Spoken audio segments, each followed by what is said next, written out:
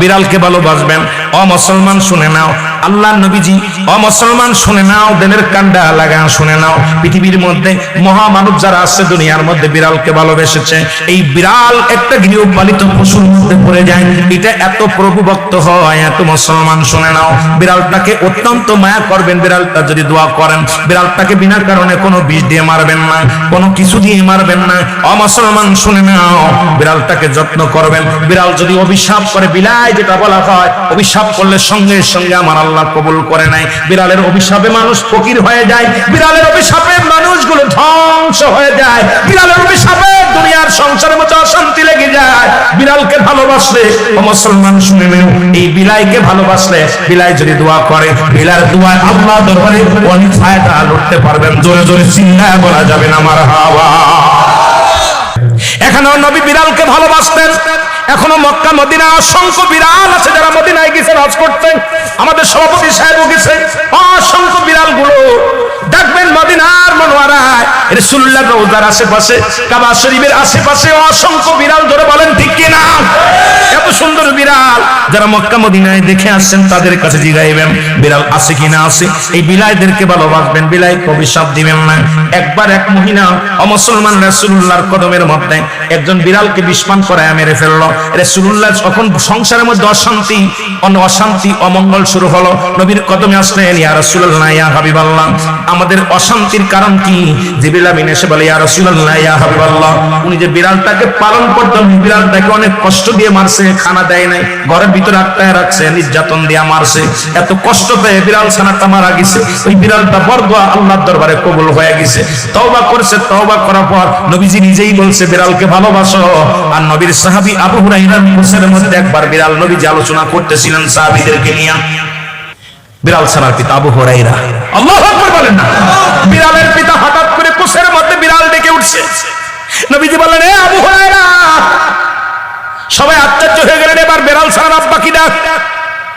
হঠাৎ করে আব্দুর শামস আব্দুর রহমানের কোষের ভিতর থেকে একটা বিড়াল বাইর হয়ে আসলেন। নবীজি আবু হুরায়রা নাম দেয়া পর উনি বললেন, ইয়া রাসূলুল্লাহ, ইয়া হাবিবাল্লাহ, আজ থেকে আমার সমস্ত নাম আমি অফ করে দিলাম। আমার নবী আজ থেকে বিড়ালের বাবা বলে আমারে ডাকছে, আমি বিড়ালের বাবা হই। জগৎ বিখ্যাত একজন সাহাবী, যিনি পৃথিবীর মধ্যে বিড়াল ছানার পিতা নামে আখ্যায়িত। জোরে জোরে চিল্লায় বলেন মারহাবা। আমার ভাইরা, আমার বন্ধুরা, আমার গভীর মনোযোগ। 3 নাম্বার হলো পিপিলিকা। আরো জোরে বলেন আল্লাহু আকবার। এই পিপিলিকা পৃথিবীর মধ্যে মানুষের চাইতে বুদ্ধি বেশি। পিপিলিকার থেকে জ্ঞান ধারণ করে আজকে মোবাইল, পিপিলিকার থেকে সবকিছু নেটওয়ার্ক, সবকিছু অনেক কিছু গবেষণা করে পৃথিবীর মানুষগুলো এই পিপিলিকার, এই মানুষ যেমন সংসার করে পিপিলিকাও সংসার করে। পিপিলিকাও যেমন মানুষের যেমন ঘর বানায়, পিপিলিকাও ঘর বানায়। পিপিলিকা খাবার সংগ্রহ করে। তবে পিপিলিকাগুলো পৃথিবীর মধ্যে শুনে নেন মুসলমান, শুনে নেন, ওই কোকোবাদান পিপিলিকা তার নিজের খাবার সংগ্রহ করে। আর এই মানুষের যে আচরণগুলো সব পিপিলিকার মধ্যে আছে। এই জন্য পিপিলিকা একবার রাস্তা দিয়ে হযরত সুলাইমান আলাইহিস সালাম যাইতেছিলেন।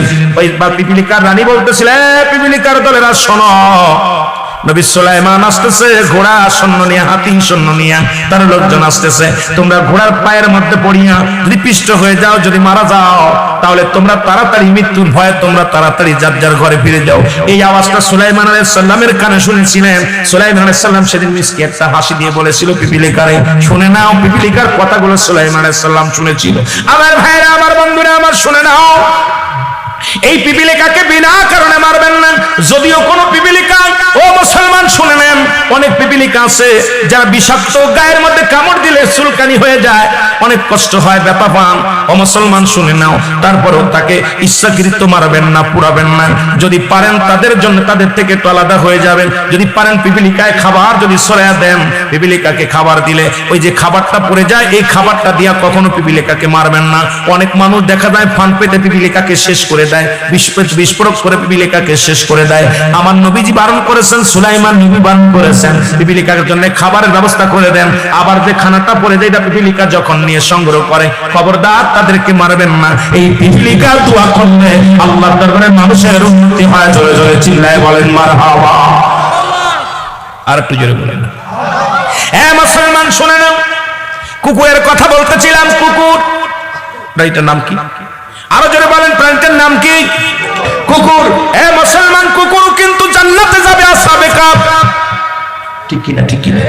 একজন কুকুর জান্নাতে যাবে, তার মনি প্রভুভক্ত কুকুর। তবে কুকুরকে কখনো মারবেন না, কুকুরকে ভালোবাসবেন। তবে রাসূল বলছে, ওই সুলাইমান নবী বলে গেছেন, এবং রাসূল বলছে কুকুরকে কিন্তু ঘরে উঠাবেন না, বিছনায় শোয়াবেন না। এখন আমাদের দেশের মানুষ কুকুরকে ঘৃণা করেন না, কুকুরকে পালন করেন, কুকুর ভালোবাসবেন। কুকুরের ভালোবাসায় কোনো ক্ষতি নাই, তবে কুকুরকে বিছনায় শুতে দিবেন না। কুকুরকে নিয়ে মানুষ যেমনি বসবাস করে এরকম বসবাস করবেন না। কুকুরের নালাটা অপবিত্র, সুতরাং কুকুরের নালা, ওই যে নালাটা, এটা সম্পূর্ণ নাপাক। এই জন্য কুকুরকে বিছনায় উঠাতে রাসূল বারণ করেছে। কুকুরকে বিছনায় উঠানো যাবে না, কুকুরকে এক বিছনায় ঘুম পাড়ানো যাবে না, কুকুরের খানা খাওয়া সেই খানা খাওয়া যাবে না। তবে কুকুর লালন পালন করা যাবে কোন ক্ষেত্রে? আপনার পাহারাদার হিসেবে কুকুর কিন্তু প্রভুভক্ত হয়। এই কুকুরকে আপনি লালন কি করতে পারেন? পুষতে পারেন। আপনার বাড়ি পাহারা দেওয়ার জন্য, আপনার কাজকর্ম করার জন্য যদি পোষেন, তাহলে অবশ্যই জায়েজ আছে। এখন অনেকে তবে কুকুর ঘরে নিয়ে থবেন না, কারণ কুকুর ঘরে থাকলে সেই ঘরে পবিত্র থাকবে না। কিন্তু আমাদের দেশ নয়, বিদেশিরাও কুকুর ছাড়া ঘুমাইতে পারে না। তবে এটা করা যাবে না, যাবে না, জোরে বলেন ঠিক কিনা? এক কথায় বলে যে আপনি যে কোনো প্রাণী বিনা কারণে মারবেন না, যে কোনো প্রাণী হোক বিনা কারণে মানবেন না, কারণ আপনি জান দিতে পারবেন না। ঠিক কিনা? পারবেন, রূহ দিতে পারবেন, পারবেন না, শুধু বিনা কারণে মারবেন না। তাদেরকে ভালোবাসবেন। সব প্রাণীকে খাওয়ায় কে? আরো জোরে বলেন, কে খাওয়ায়? আর একটু জোরে বলেন, কে খাওয়ায়? সুতরাং আল্লাহ খাওয়ায়, আল্লাহ পড়ায়, আল্লাহ সবকিছু করেন। সুতরাং আল্লাহর প্রেরিত যত প্রাণী আছে আপনার মারার অধিকার নাই, আপনি না মারলেই ভালো। তবে আপনাকে যেটা আপনার জন্য অভিশপ্ত হয়ে দাঁড়ায়, যেটা বিষাক্ত, যেটা আক্রমণ করলে মৃত্যুর আশঙ্কা থাকে, এই প্রাণীকে মেরে দিবেন। মারলে কোনো গুনাহ হবে না। জোরে জোরে চিল্লায় বলেন আল্লাহু আকবার। শুধু প্রাণীগুলো খালি উপকার আপনার আমার করে নাই, মশাও কিন্তু উপকার করেছে। মুসলমান, ওই যে আপনার ব্যাঙেও কিন্তু উপকার করেছে। ব্যাঙ যখন নবী ইব্রাহিম, জাতির পিতা ইব্রাহিম, আর কিনা জাতির পিতা ইব্রাহিম আলাইহিস সালাম, যখন তাকে কোথায় নমরুদের আগুনে ফেলা হলো, ব্যাঙ বলল, আল্লাহ দুইটা প্রাণী সেদিন উপকার করেছিল, আল্লাহ নবীর সাহায্য করেছিলেন। একটা হলো কাকলাস, আর একটা হলো ব্যাঙ। ব্যাঙ বলে, আল্লাহ এই পৃথিবীর মধ্যে আপনার হাবিবকে আগুনের মধ্যে ফেলেছে, আমি সাহায্য করব। আল্লাহ বলে, কেমনে সাহায্য করব? আল্লাহ, আমি প্রস্রাব করে পানিটা লিবায়, আগুনটা লিবাইয়া দিব। আল্লাহ কয়, হবে না। ব্যাঙ কি করলেন? এই পারে লাফ দিয়ে প্রস্রাব করে ওপারে চলে যায়, ওপারে লাফ দিয়ে ওপারে চলে যায়। ব্যাঙের গা পুড়ে গেল। দেখবেন ঘরের মধ্যে কুনি ব্যাঙ পাওয়া যায়, প্রতিটা গায়ের মধ্যে বড় বড় ঠুসকা পড়া আছে না? আছে না? ব্যাঙের প্রস্রাব কিন্তু পবিত্র। জোরে বলেন আল্লাহু আকবার। ব্যাঙের প্রস্রাব কিন্তু পবিত্র।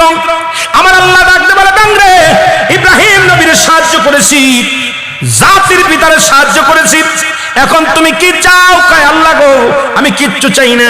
আমার আল্লাহ বলেন, ব্যাঙ রে শুনে নাও, কিয়ামত পর্যন্ত তোমার প্রস্রাবকে আমি পবিত্র করে দিলাম। ব্যাঙের প্রস্রাব পবিত্র, ব্যাঙের পেশাব অপবিত্র না। কিন্তু মুসলমান, আর একটা লোক কাকলাস, এই কাকলাস আল্লাহ ইব্রাহিম আলাইহিস সালামের আগুন আমি লিবাইয়া দিব। টিকটিকির মতো দেখা যায়, যারা গাছের উপরে থাকে। আমাদের দেশের ছেলেরা দেখলে বুকের মধ্যে স্যাপ নাই, কয় রক্ত খায়। নাম কি কয় রে? কি কয়? আমরা কই কাকলাস। এগুলো মুসলমান, যেটা আপনাদের ভাষা, আপনাদের কাছে থাক। মুসলমান এটা বললেন, আল্লাহ আমি ফুদে লিবাই দিব। কাকলাসের জিহ্বা পুড়ে গেল, ফু দিতে যা জিহ্বা পুড়ে গেছে, পিছনটা চিকুন, মাথাটা মোটা, গাছের মধ্যে বয়া থাকে।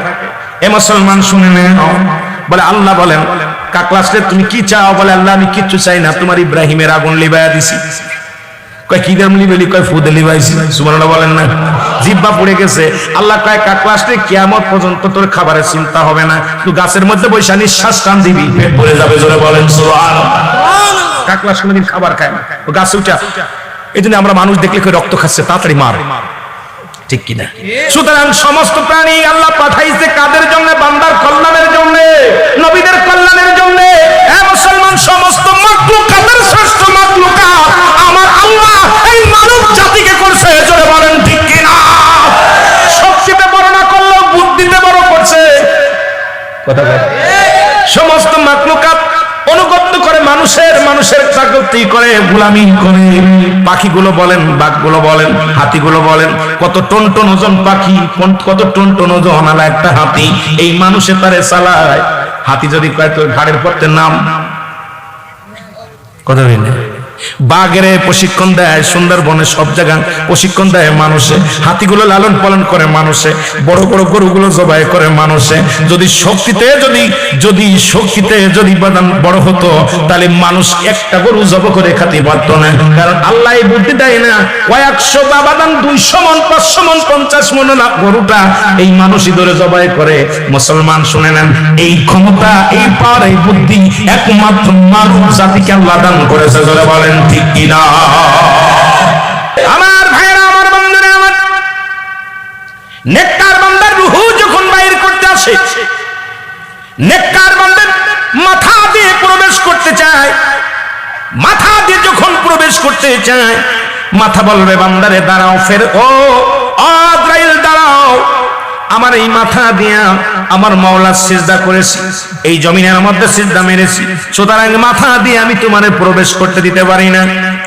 এই মাথা দিয়া সিজদা দিয়েছি, দাঁড়ায় থাকবে ফেরেশতা, মালাকুল মউত দাঁড়ায় থাকবে, চলে যাবে পায়ের কাছে, পা বলবে আজরাইল দাঁড়াও। এই পা দিয়ে যখন আমি মসজিদে আজান হতো এক দড়ি মসজিদে চলে যেতাম, স্বামীর সংসারে কাজ করতাম, দৌড়ায়া ওযু করে নামাজে দাঁড়ায়া যেতাম, মাহফিলের খবর শুনলে, মাহফিলের মাইকিং হলে মাহফিলে চলে যেতাম। কোনদিন এই পা দিয়ে গানের প্যান্ডেলে যাই না, কোনদিন এই পা দিয়ে মদের প্যান্ডেলে যাই না, এই পা দিয়ে আমি কোনদিন তাসের প্যান্ডেলে যাই নাই, এই পা দিয়ে আমি সবসময় আল্লাহর দ্বীনের কাজে নিয়োজিত ছিলাম। সুতরাং আজরাইল রে, এই পা দিয়ে তোমার ঢুকতে দিতে পারি না। আজরাইল চলে যাবে হাতের কাছে, হাত বলবে আজরাইল দাঁড়াও, আজরাইল দাঁড়াও। এই হাত দিয়ে আমি দান ধ্যান করেছি দুনিয়ার মধ্যে, মসজিদ মাদ্রাসায় দান করেছি, আল্লাহর দ্বীনের পথে দান করেছি, সুতরাং কোন মাহফিলে দান করেছি। যখন কোন উলামায়ে কেরাম কোন দ্বীনের জন্য দাওয়াত দিতেন, আমি আমার জান মাল দিয়া তাদের দান করতাম। জীবনে আমি কৃপণতা করি না। এই হাতে কত মসজিদে দান করেছি, এই হাতে কত মাদ্রাসায় দান করেছি, এই হাতে কত এতিম অসহায় সন্তানদের জন্য দান করেছি। সুতরাং এই হাত দিয়ে আমি তোমারে ঢুকতে দিতে পারি না। জোরে জোরে চিল্লায়া বলা যাবে না মারহাবা। ইমানদারের পার বাবা, মুমিনের পার। এবার চলে যাবে আজরাইল, মুখের কাছে মুখ বলবে আজরাইল দাঁড়াও। এই মুখ দিয়ে আমি কোনোদিন কাউকে গালি দিই নাই, এই মুখ দিয়ে কোনোদিন বিড়ি টানি নাই, মুখ দিয়ে কোনোদিন গাঁজা খাই নাই, এই মুখ দিয়ে আমি আল্লাহর কুরআন পড়েছি, এই মুখ দিয়ে আমি আল্লাহর জিকির করেছি, এই মুখ দিয়ে আমি হালাল বস্তু খেয়েছি, কোনোদিন হারাম বস্তু খাই নাই, এই মুখ দিয়ে আমি মাওলার জিকিরে পাগল ছিলাম, এই মুখ দিয়ে আমি তোমারে ঢুকতে দিতে পারি না। আজরাইল দাঁড়াও। আজরাইল ওখান থেকে ফিরে চলে যাবে। আজরাইল চলে যাবে কোথায়? কানের কাছে, কান বলবে আজরাইল দাঁড়াও। এই কান দিয়ে আমি কোনোদিন গান বাজনা শুনি নাই, এই কান দিয়ে যখন আযান শুনেছি, এই কান দিয়ে কোরআন শুনেছি, এই কান দিয়ে যখন উলামায়ে কেরাম আলোচনা করতে এটা শুনতাম, সুতরাং আমার কান দিয়ে তোমারে ঢুকতে দিতে পারি না। আজরাইল দাঁড়াও। চলে যাবে কানাক মুসলমান, চলে চোখের কাছে, চোখ বলবে আজরাইল দাঁড়াও। আমার এই চোখ দিয়ে কোনোদিন ফাইসা কোনো জিনিস দেখি না, বেগানা মহিলা দেখি নাই, কোনোদিন সিনেমা দেখি না। তোর জোরে বল আল্লাহু আকবার। আজরাইলকে বলবে আজরাইল রে তাড়াতাড়ি ঢুকে যা, আমার বান্দা চোখ দিয়ে দেখছে আমার নাম, মুখ দিয়ে পড়েছে আমার নাম, এবার কালেমা পড়বে লা ইলাহা ইল্লাল্লাহু মুহাম্মাদ। এ মুসলমান, রূহটা বাইর হয়ে যাবে, আজরাইল জানটা ধরে বাইর করে নিয়ে যাবে, আসনের সঙ্গে নিয়ে যাবে। এই আসান মৃত্যুটা হলো 70 তাজা উটের গায়ের চামড়া জবাই না করিয়ে উল্টো দিকে টান দিয়ে লবণ আর মরিচ লাগায় দিলে যতটুকু যন্ত্রণা হয়, এর চাইতে 70 গুণ যন্ত্রণা হলো একটা সাধারণ মৃত্যু। এই মরণের কথা বলতে গেলে অনেক কথা এসে যায় রে মুসলমান। একজন নবী এখনো জান্নাতের মধ্যে আছে জীবিত অবস্থা, ইদ্রিস আলাইহিস সালাম। আল্লাহ ডাকতে বলে বন্ধু তুমি জান্নাতের মধ্যে কেমনে আছো? বলে আল্লাহ অনেক ভালো আছি, নিয়ামত পেয়েছি, হাঁকা যা অনেক নিয়ামত পেয়েছি। আল্লাহ বলে বন্ধু রে তুমি জান্নাত পেয়ে খুশি? কয় আল্লাহ আমি খুশি হয়েছি, তবে তোমার আজরাইল আমার সঙ্গে ভালো ব্যবহার করে না। আল্লাহ বলে আজরাইল জলদি যা, আমার নবীর জানায় হযরত ইদ্রিস আলাইহিস সালামের কাছে আজরাইল আলাইহিস সালাম হাজির হয়ে গেছে। আজরাইল ডাকতে বলে আল্লাহর নবী ইদ্রিস আলাইহিস সালাম আপনি আমার কাছে কি জানতে চান? আজরাইল বলে আল্লাহর নবী বলে আজরাইল রে আগে বলো তুমি আমার রূহটা কেমনে বাইর করেছো? আজরাইল বলে হুজুর এই পৃথিবীর সমস্ত মানুষের রূহ কবজ করার জন্য আমি দুনিয়ার মধ্যে আসি না, এই জমিনের মধ্যে থাকে আমার পা, আসমানে থাকে আমার মাথা। এই পৃথিবীর সমস্ত পানি যদি আমার মাথায় ঢেলে দেওয়া হয় একটু পানি ভরায়া পড়বে না জমিনের মধ্যে। আমি এত বড় দানব, মাত্র ইমানদারের রূহটা বাইর করার জন্য আমি জগতের মধ্যে আসি, দুনিয়ার মধ্যে আসি। বেঈমানদের রূহটা আমি দুনিয়ার মধ্যে সে কবজ করি না। ওই আসমান থেকে একটা চিৎকার মারি, একটা হুক্কার মারি, সঙ্গে সঙ্গে কলিজাটা ফেটে যায়, কান্দে রক্ত বাইর হয়, চোখ দিয়ে রক্ত বাইর হয়ে যায়, গাল দিয়ে রক্ত বাইর হয়ে যায়, কান দিয়া রক্ত বাইর হয়ে যায়। ইমানদারের রূহটা নাই আসমানের সঙ্গে, বেঈমানদের রূহটা নাই জোর করে। মুসলমান শোনো, ইদ্রিস আলাইহিস সালাম বলা যাইবে, আগে বলো আমার রূহটা তুমি কেমনে বাইর করেছো? হযরত বলে, হুজুর, মায়ের বুকে দুধ খাইতে খাইতে সন্তান যেমনি ঘুমায় যায়, আপনার রূহটা আমি তেমনি বাইর করেছি নবী গো, আপনাকে কোনো কষ্ট দিই না। ইদ্রিস আলাইহিস সালাম একটা চিৎকার মেরে বলে, আজরাইল, এই যন্ত্রণা যদি এত কঠিন হয় রে, যাদেরকে তুমি যন্ত্রণা দিয়া কষ্ট দিয়ে তুমি মালাকুল মউত যাদের রূহটা বাইর করে নিয়ে যাও, তাদের কত কষ্ট হয়। হে ভাইরা আমার, জীবনে কত জানাজা পড়লাম, কত মানুষের দাফন করলাম, কত মানুষের গোসল করাইলাম, কত মানুষ দেখছি মরণের সময় পায়খানা করে দিছে, কত মানুষ দেখেছি মরণের সময় প্রস্রাব করে দিছে, কত মানুষ মরণের সময় জিহ্বাটা বাইর হয়ে গেছে, কত মানুষ মরণের সময়, ও মুসলমান, জিহ্বাটা এক হাত বাইর হয়ে গেছে, চোখ দুটি বড় বড় হয়ে গেছে। আল্লাহ, এই মানুষের এক নম্বর বিপদ হলো মরণ। এই মরণটা আমাদের সহজ করে দিও, জোরে জোরে বলেন আল্লাহু আকবার। মুসা নবীকে সালাম দিয়া ডাকতে বলে, আল্লাহর নবী মুসা রে, আমি আজরাইল এসেছি আপনার রূহটা নেওয়ার জন্য, আপনার সঙ্গে কথা বলে সালাম দিলাম, এখন আপনার রূহটা আমি কবজ করব। এ দুনিয়ার মুসলমান, দিলের কান্ডা লাগা।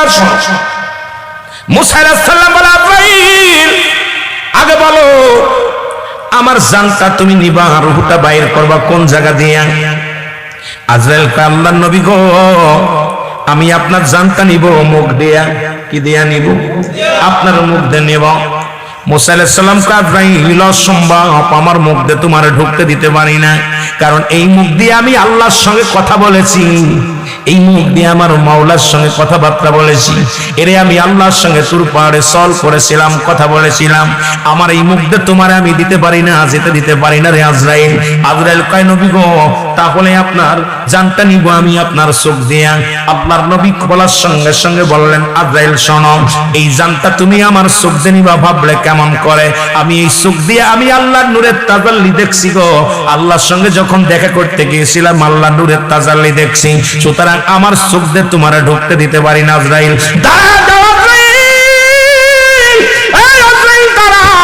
তোমার আমি এই চোখ দিয়ে যেতে দিতে পারি না। হ্যাঁ মুসলমান, শুনে নাও, এই চোখ দিয়ে আমি কি দেখেছি শুনে নাও, জোরে জোরে চিল্লায় বলা যাবে না আল্লাহু আকবার। এই চোখ দিয়ে আমি আল্লাহর নূরের তাজাল্লি দেখেছি। কয়, নবী গো, তাহলে আপনার রূহটা নিব আমি, আপনার নাক দিয়ে ঢুকবো। কি দিয়া? নাক দিয়ে ঢুকবো।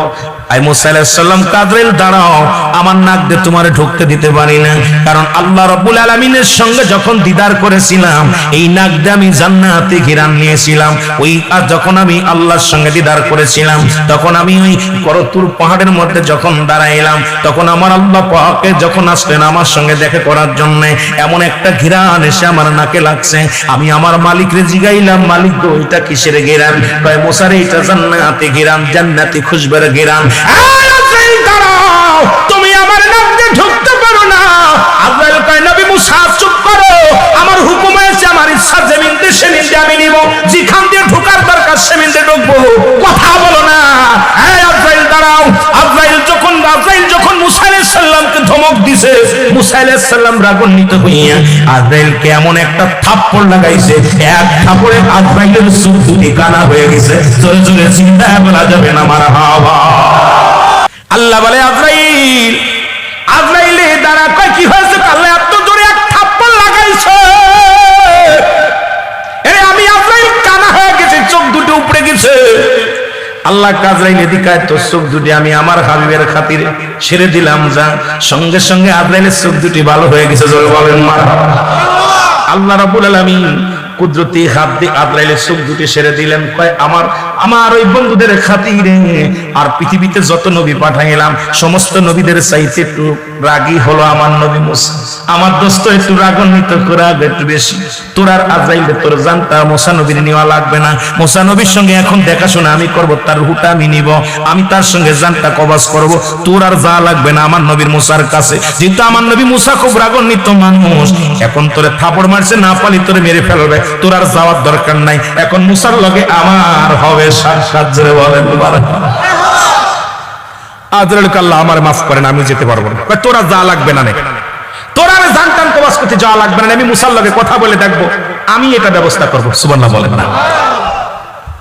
অনেকদিন পরে মুসা আলাইহিস সালাম বসে আছে তুর পারে দাঁড়িয়ে গো, আমার আল্লাহ ডাকতে বলে নবী মুসা,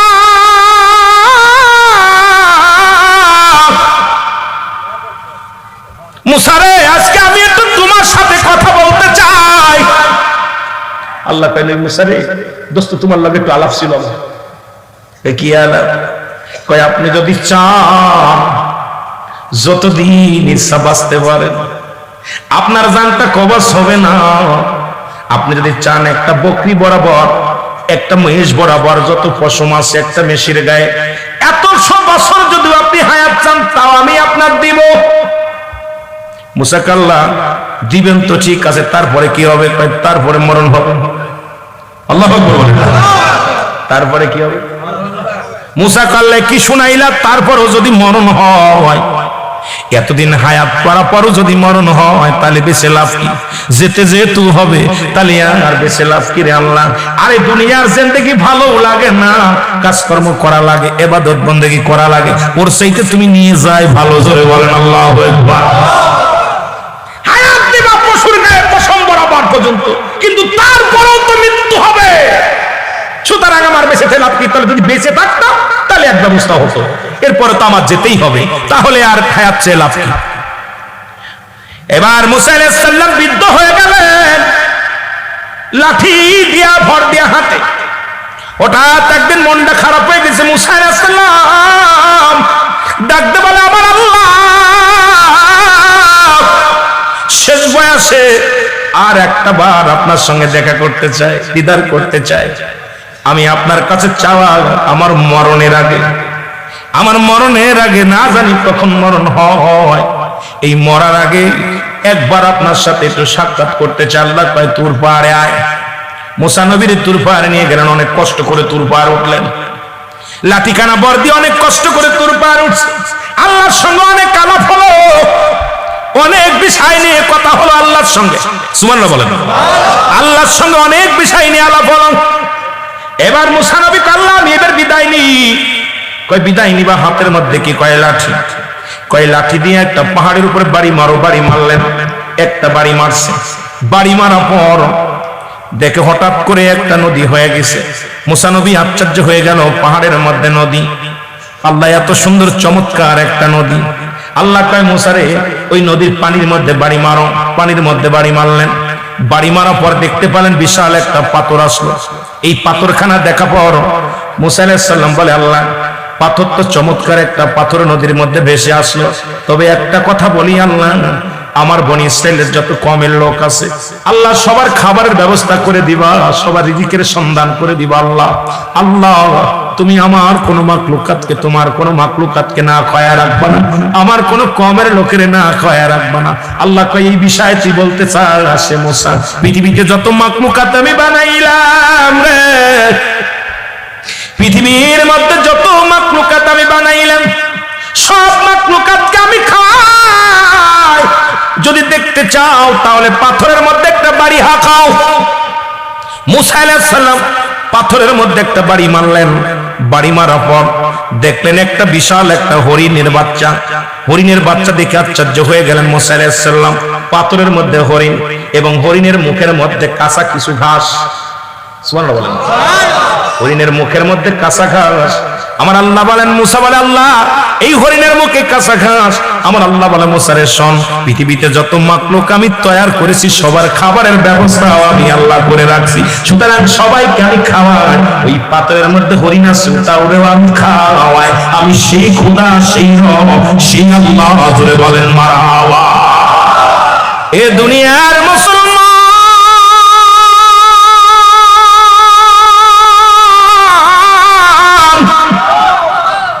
আমার আলোচনায় ফিরে যায় যদি সময় পাবেন, প্রতিটা প্রাণীর মৃত্যু শ্বাস গ্রহণ করতে হবে, এর মধ্যে কোনো সন্দেহ নাই, ঠিক কিনা? মানুষের মৃত্যু হয় দুইটা টাইম, একটা হলো রাতের বেলা, একটা হলো দিনের বেলা, ঠিক কিনা? একটা হলো দিনের বেলা, একটা হলো রাতের বেলা। ও মুসলমান, দিলের কান্ডা লাগা শুনে নাও, পৃথিবীর মধ্যে দুই তিনটা বিপদ। নাম্বার 1 হলো মানুষের মরণ, নাম্বার 2 হলো কবর, নাম্বার 3 হলো কিয়ামতের ময়দান। এই তিনটা বিপদ মানুষের বড় বিপদ। এরে আল্লামা মুকতাম জাপালি সাহেব একটা কিতাব লেখছে গো, এই কিতাবের নাম বারে শরিয়াত।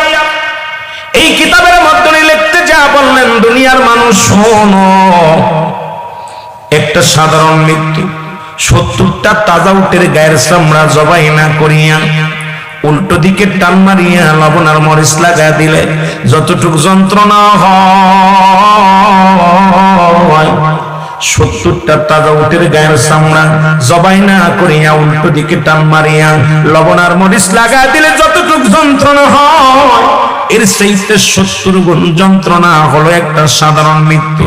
ও মুসলমান, আমরা মরণকালে পায়খানা করে দিই, মরণকালে প্রস্রাব করে দিই, মরণের সময় চোখ দুটি বড় বড় হয়ে যায়, মরণের সময় জিহ্বাটা বাইর হয়ে যায়। এদের মৃত্যুটা কত কঠিন হয় গো আল্লাহ। এই মরণের পেয়ালা পান করতে হবে, এর মধ্যে কোনো সন্দেহ নাই। জোরে জোরে চিল্লায়া বলা যাবে আল্লাহ। এ দুনিয়ার মুসলমান,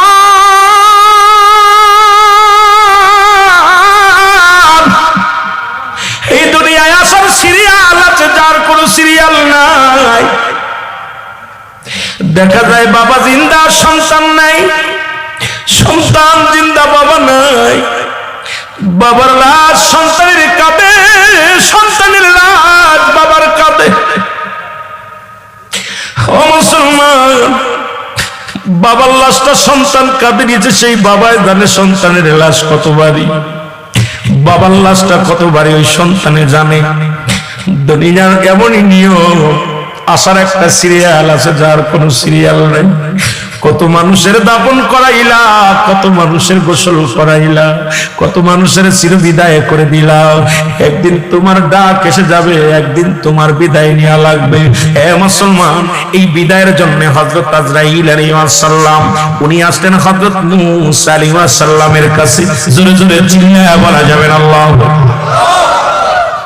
আমি চলে যাব, আমায় তোমরা ভুইলা যাইও না। আমি চলে যাব না, আমার মরণ আসিবে কখন কেউ তো জানি না। আমার মরণ আসিবে, এই পৃথিবী চিরদিনই থাকার জায়গা নয়, অন্ধকার কবর যে তোমার আসল ঠিকানা রে মানুষ, অন্ধকার কবর যে তোমার আসল ঠিকানা।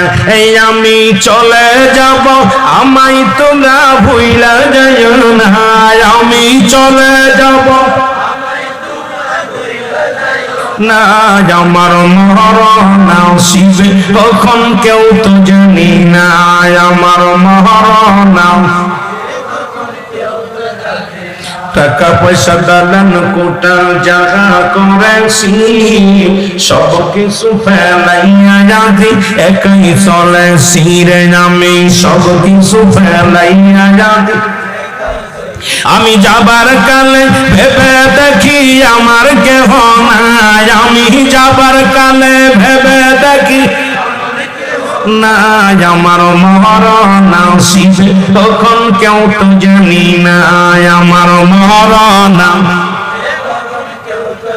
ডানে বামে মাটি আমার মাটির বিছানা ডানে বামে কুল্লু মান আলাইহা সব শেষ করে দিবে কে আর যারা বলেন কে আল্লাহ ইমানদারের রূহটা বাইর হবে আসানে অনুমতি নিবে সালাম দিবে আর বেঈমান অবাদানরে যারা নেক বদকার বান্দার রূহটা বাইর করবে কোনো অনুমতি নাই ইচ্ছা মতো আকাশ থেকে এমন একটা চিৎকার দিবে ওই মানুষটার কলিজাটা ফেটে যাবে ওই মানুষটাকে এত কষ্ট মৃত্যু দিবে এত যন্ত্রণা দিয়ে মৃত্যু দিবে যে মৃত্যুর সঙ্গে সঙ্গে পায়খানা প্রস্রাব তো হবেই হবে মৃত্যুর সময় হাত পা কান এক পাশ বেঁকা হয়ে যাবে এক পাশ লুলা হয়ে যাবে কান দিয়ে রক্ত বাইর হয়ে যাবে চোখ দিয়ে রক্ত বাইর হয়ে চোখ দুটি বড় বড় হয়ে যাবে অনেকে দেখা যায় মৃত্যুর পরে চোখ বন্ধ করতে চায় বন্ধ হয় না কান দিয়ে রক্ত বাইর হয় চোখ দিয়ে রক্ত বাইর হয় আপনার মুখ দিয়ে রক্ত বাইর হয় এত কষ্ট দিয়া সিনাটা তখন রূহটা চলে যাওয়ার এমন জোর করে ছিনিয়ে নেয় তখন এই বদকার বান্দাকে কষ্ট দিয়া দুনিয়ার মধ্যে রূহটা কবাস করে সুতরাং ইমানদার হয়ে যদি মৃত্যুবরণ করতে পারি আপনার আমার জীবনটা ধন্য জোরে বলেন মারহাবা আরো জোরে বলেন মারহাবা এক নাম্বার বিপদ হলো মরণ দুই নাম্বার বিপদ হলো কবর তিন নাম্বার বিপদ হলো কিয়ামতের ময়দান সুতরাং একটার পর একটা বিপদ একটার পর